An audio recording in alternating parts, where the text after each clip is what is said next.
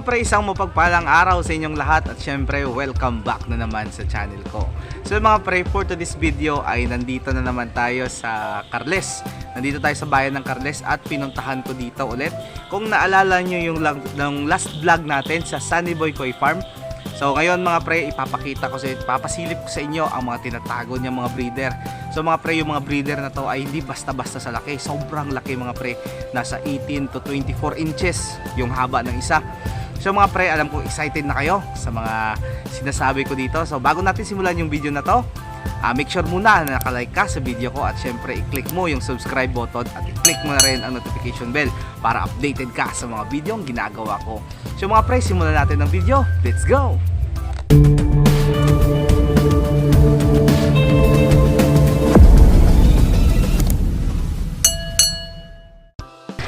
So mga pre, nandito tayo sa koi pond ni Pare Sunny Boy. Ito yung mga breeder niya ng mga koi. So tingnan nyo mga pre kung gaano kalaki yung mga breeder niya. So nasa 20 inches, 21 inches, 22, 24. Grabe ang laki, tingnan nyo. So kung pwede lang sana na makita, kaso sobrang lalim ng tubig. So yan mga pre, yung koi pond na to mga pre ay pinagawa sa halagang 60,000. So 60,000 to mga pre. So yung haba nito ay nasa 16 feet. Yung lapad nito ay nasa 6 feet. So dalawa to mga pre, 6 feet by 16 feet. So ayan si Pare Sunny Boy. So mga pre, ang lalim nito ay siguro nasa 1 meter yung lalim nito. So ganito to kalalim. At syempre mga pre, yung koi pond na to ay ang bawat box na to ay pinapagana ng 6,500 liter per hour na submersible pump. So ayan, kung nakita nyo, ito yung mga filtration system nito. So ito yung filtration system na side ng pond na to. At yun naman yung filtration system ng pond na to. So yung tubig, yung final stage ng filtration system dyan, aakyat dito, papunta dito sa kanyang spillway. So tingnan nyo mga pre kung gaano kalaki. Papakita ko sa inyo. So ayan mga pre, ganyan kalaki yung mga koi pond ng mga breeder niya. So ayan. Pre, ano yung mga strain na nandito? Kohako, Showa, Sanki, Junitsu na Yamabuki. Madami pala. Mga Matsuba oh. Ito, Matsuba. May mga asagi ka pa. Yeah, may asagi din kami dito. Gaganda ng mga duwitso mo, yun oh. Ganda ng pattern. Yung beko mo, ganda oh. Beko. Laki oh. Mga pre, talagang kung nandito lang kayo, ewan ko lang, ang lalaki talaga ito mga pre oh. Nakikita nyo yan? So kung ako mag-estimate yan, nasa 24 inches na yan. Grabing laki.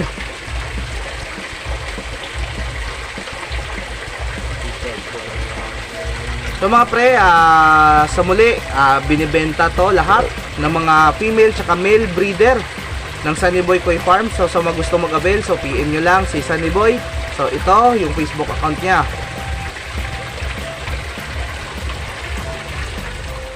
So pre, gaano karami yung mga breeder dito? Ito yung female nasa... Female lahat to? Yeah, female lahat to. Nasa 160 pieces. 160 pieces? Yeah. Grabe! And then, nakaseparate yung male namin. Yung male nasaan doon? Sa kabila. Sa kabila. Yeah. Yung mga male mo, yung iba high pin, no? Yeah, high pin at saka ibang uri ng mga koi. So may plano kang i-breed to ulit? Di-breed ko to pero i-dispose namin to. So mga pre, yung iba dito ay i-breed daw ni Sunny Boy sa next wave ng kanyang breeding. Tapos kukuha ka lang namin ng breeder and then yung iba i-dispose namin. Yung so konti lang yung kukunin mo dito, halos lahat i-dispose mo to. I-dispose ko lahat. Nasa 24, 22, 23 inches yung female. Yung male? Yung male nasa 20, 22 inches doon sa kabila. So mga pre, sa mga kahabi natin, yung mga nagbebenta ng koi o nag-aalaga ng koi, so for sale yung iba dito mga pre. So magsiselect lang sila ng ilang piraso na gagawing breeder ulit. So lahat niyan na makikita nyo mga pre na mga jumbo na koi ay for sale yan. So sa gustong mag-inquire, so pwede nyo i-PM si Sunny Boy. So ito yung Facebook account ni Sunny Boy. So kayo na lang mag-usap mga pre para sa presyo at kung paano nyo i-ship yung mga koi na to. So ayan mga pre, tingnan nyo.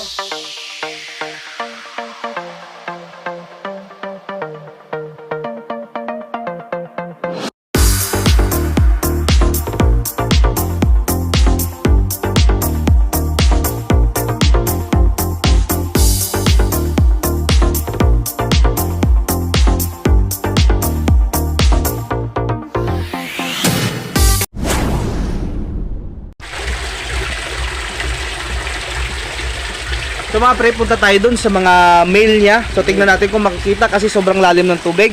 Let's go!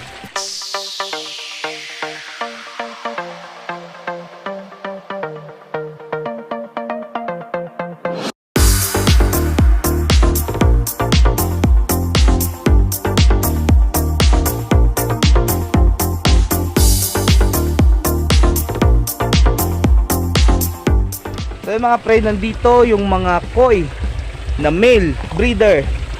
Ayan oh. Ito yung main namin na tinatago. So male section to mga pre. Halos lahat high fin. Yung mga male dito ay halos lahat na high fin. So pareho lang mga pre, kalaki. Yung panda to 16 feet by 6 feet. So nasa more or less nasa 5 meter by 2 meter yung laki nito mga pre. Hindi lang to yung ano, yung male na ginagamit namin doon sa kabila na bahay namin yung ano, iba. So nandun pa sa bahay nyo yung ibang mga breeder. Mga Goromo, Sanki, Kuhaku, Dohitso, Goromo. So pre, yung Kaboto. mga male dito, ibebenta mo rin yung iba. Oh, ibibenta ko lang to. So mga pre, yung male section, yung mga male breeder na koi ni Pare Sunny Boy ay ibebenta rin to mga pre. So kasi may mga bago silang mga breeder na piniprepare sa kanilang bahay. So ito, for sale to mga pre. So yung haba nito mga pre, siguro yung pinakamaliit dito nasa 16 inches, 17. Yung pinakamahaba dito mga pre nasa 20, 21, 22. So pasensya na, hindi namin maangat kasi ang lalim ng tubig. Pero tingnan nyo kung gaano kalaki yung mga koi na to. So yung pan na to mga pre ay ganun din, 6,500 na aqua speed yung nandito sa loob. So yung ilang chamber to pre? Walo. Bali apat-apat. Apat-apat. So ito mga pre ay 4 chamber to, bawat isang pan. And then dito sa itaas, Dalawa. may ano din to. May separation din pala to mga pre. Dito na filter So ayan sa oh, loob. yung filter dito may separation din sa loob. So tingnan nyo mga pre, sobrang laki ng pan na to.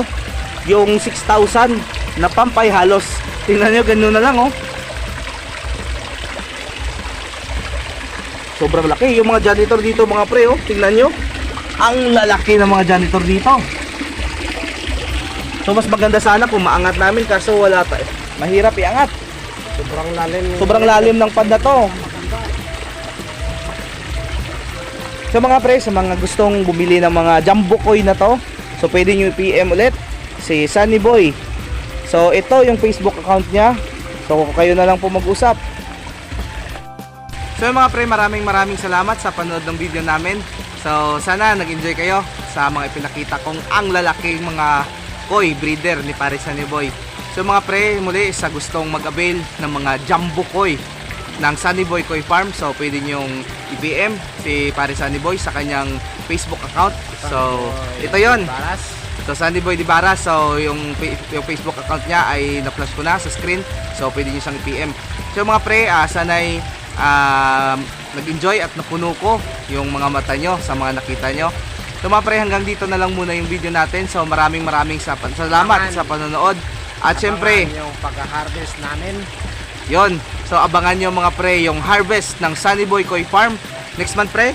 Yeah, next month. So next month mga pre, babaha yung koi at saka subunkin dito sa Carles.